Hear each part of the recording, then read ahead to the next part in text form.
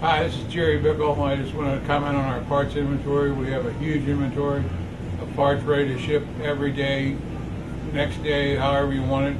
And our motto around here is, he who's got the parts wins.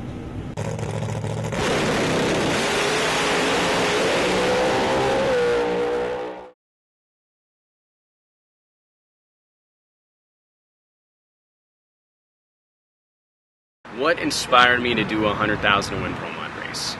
You know, honestly, it really wasn't about the money.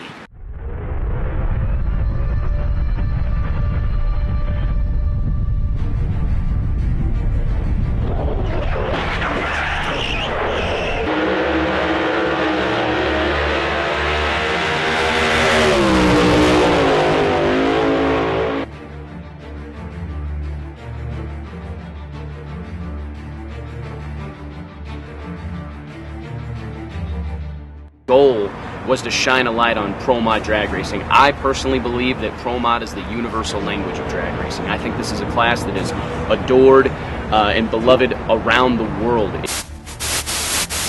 What is the most profound lesson I've learned between year 1 and year 2 of the World Series of Pro Mod? I don't know that there is a short answer. I think that you just learn. I think the lesson is patience. I think the lesson is patience. I think for me, that's my big takeaway.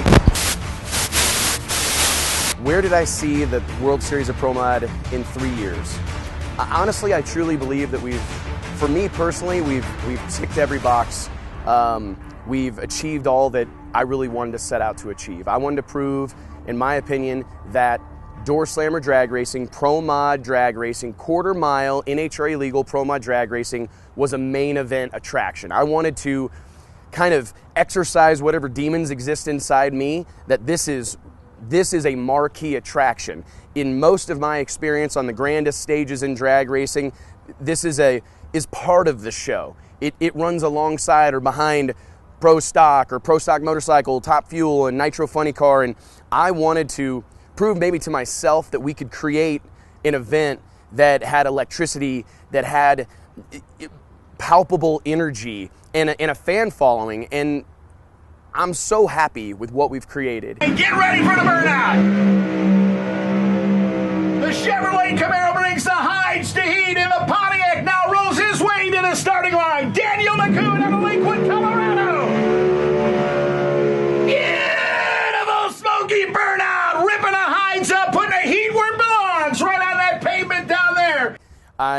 It's been a lot of swinging the bat, a lot of trial and error. You know, we don't have a tremendous amount of experience doing this, but the Bandemir family does.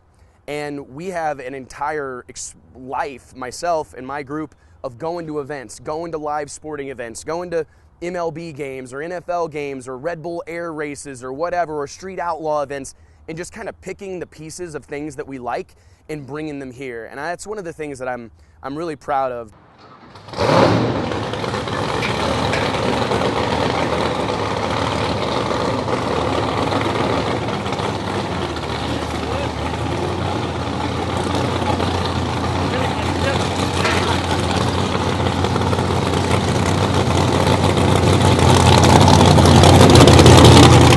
But I mean, if I had to give it a report card, if I had to give the World Series of Pro Mod a report card after 3 years, personally, man, I'm going to give it an A. You know, I know that honestly, for me, there's not a lot that we're not doing. You know, I'm happy with the format. I'm happy. To me, I don't think we can overstate the fact that we put on a 100,000 to win Pro Mod race with no entry fee. That's unheard of. It's absolutely unheard of. Almost all these big purse events in drag racing, I would say all of them, are driven almost entirely by entry fees.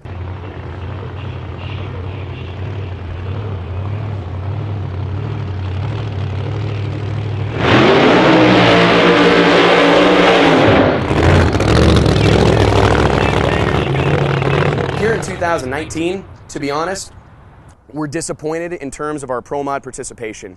In year 1, we brought 16 Pro Mods out here via our invite-only format, 2017, excuse me, and then In 2018, we returned, we expanded the field. We had 27 pro mods out here last year. And I walked away from this event, and I remember vividly pulling all my team together, all the Bandamere staff. We had a little debriefing, and I said, we're not going to have to worry about car count anymore. We have done what we set out to do. And here in 2019, I will admit it's a little bit of a humbling experience to do something like this, to put up $100,000 and have 11 guys show up to race for it. Now, it's a bit heartbreaking, and it's crazy how many people's phones stop working and how many people all of a sudden don't reply to texts. But it's been a great experience for me, and I think it was needed. For me personally, I don't want to say naive, but I do think that I perpetually outfitted with rose-colored glasses, and I'm proud of my optimism. I'm proud of my endless optimism, and it's something I think is it's a cheat code in life, in my opinion, to have a positive outlook. But I will admit that this has been a somewhat surprising endeavor. There's a lot of challenges to coming out to Denver and racing at 10,000 feet. We're well out west when a lot of these race teams are based on the East Coast, but I still thought $100,000 and the pomp and circumstance and the treatment we provide these folks would surpass any tow situation, how far it is, or whatever the challenge of racing out here might be. I will say, however, we have been brought to our knees by carnage and rule changes. We've lost a slew of our heaviest hitters to crashes in 2019. I can name 5-6 cars that aren't here because they're broken or they're destroyed or they're on the sideline indefinitely. And then we lost, I would say, another half dozen to the NHRA rule change. We have guys that tour all year chasing NHRA points. They get hit with a rule change. Fair or unfair, doesn't matter. The rule change happened. So those guys, instead of coming out here and changing their program to race for big money, which they want to do, they chose to change their combination and go test and get ready for Indy. And I think for me, like, the main thing I want to say is I still love all these guys. I get it. Man of the hour. Thank